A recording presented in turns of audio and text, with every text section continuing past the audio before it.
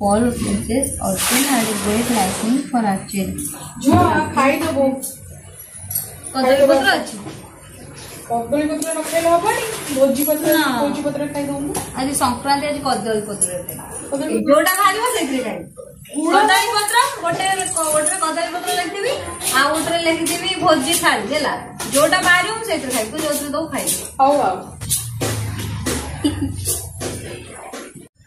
आसे लिखि देली आ गोला उठे गुआ आइला हां सरीला उठा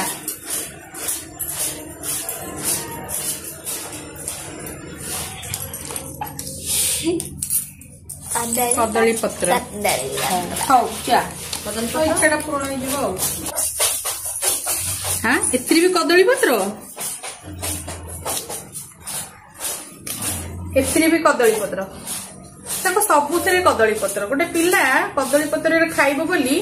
ठकिकी चीट करके सब पेपर रे कदली पत्र लिखि एते कदली पत्र खाइबा निशा गोटे ठक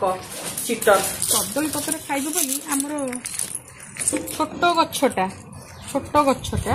पत्र बेसी हेनी किंतु से कदली पत्र खाइबा तार जीते बाड़ी रे हितबा बंतल कदली गछर पत्र रे आज संक्रांति किया को प्रसाद एथरा तो मन शांति तो पूरा आत्मा शांति हाँ खाइबे मन शांति।